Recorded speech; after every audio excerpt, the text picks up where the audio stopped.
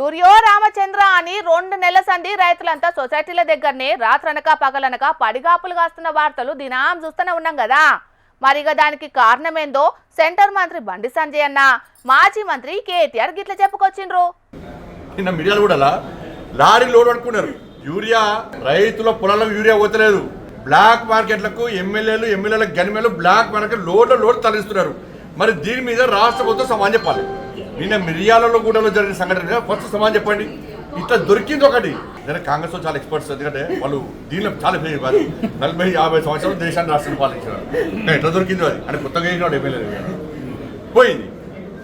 ఇవాళ 2014 కంటే ముందు యూరియా కోసం చెప్పులు పెట్టేటోళ్ళు, సంచులు పెట్టేటోళ్ళు, పొద్దున పోయి లైన్లు నిలుచుంటోళ్ళు. దాని నుంచి ఈ 10 సంవత్సరాల్లో నరేంద్ర మోడీ గారి ప్రభుత్వం వచ్చిన తర్వాత తెలంగాణ రాష్ట్రంలో 10 సంవత్సరాలు తెలంగాణ రాష్ట్రం ఏర్పడిన తర్వాత తెలంగాణ రాష్ట్రంలో 2014 నరేంద్ర మోడీ ప్రభుత్వం వచ్చిన తర్వాత ఎప్పుడన్నా యూరియా కొరత వచ్చిందా?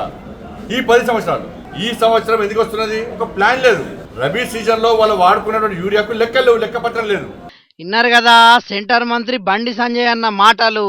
సెంటర్ సర్కారు బరాబర్ రాష్ట్రానికి కావాల్సినంత యూరియా పంపిస్తున్నదట. కాకుంటే రాష్ట్ర సర్కారు మాత్రం ఎంత వాడుకుంటున్నది ఏం కథ అనేది లెక్కపత్రం లేకుండానే చేస్తున్నది. కాబట్టి రైతులకు యూరియా కష్టాలు వస్తున్నాయట.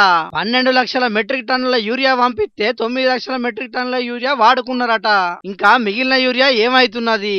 ఇగో గిట్లా ఎమ్మెల్యేలే లారీలు పక్కదారి పట్టిస్తున్నారు. కాబట్టి యూరియాకు కొరత వచ్చి రైతులు ఇబ్బంది పడుతున్నారు ని గరానికి వచ్చిండు బండి సంజయ్ అన్న.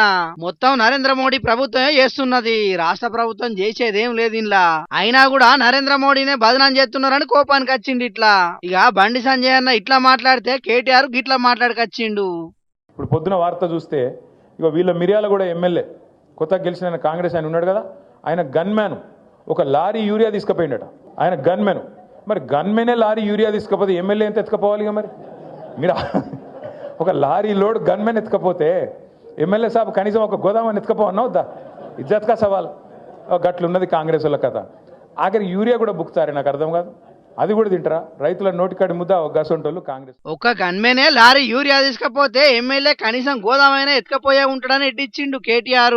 ఆఖరుకు యూరియా కూడా తింటున్నారు. రైతులను గోసవుచ్చుకుంటున్నారు ఈ కాంగ్రెస్ వాళ్ళని గట్టిగానే అందుకున్నాడు. మొత్తానికైతే యూరియా కోసం రైతులంతా నిద్రాహారాలు మాని అరిగోసలు పడుతుంటే మిర్యాల కూడా MLA Battula Lakshmareddy sir gunman lorry urea load ను బ్లాక్ లో అమ్మేసిన ముచ్చట బయటకు వచ్చేటాలకు ఇప్పుడు పెద్ద రచ్చనే అవుతున్నది. మాకు ఒక్క బత్తా ఇయ్యాలంటేనే నానా అవస్థ పెట్టుకుంటున్నారు. అసొంటిది లారీ యూరియా ఎట్లా పక్కదారి పట్టించారని రైతులు మస్తు కోపానికి వస్తున్నారు. మరి ఆ సర్కారు పెద్దలు దీని మీద ఏం చర్యలు తీసుకుంటారో, ప్రతిపక్ష పార్టీల నాయకుల మాటలకు ఏం సమాధానం చెప్తారో చూడాలి మరి.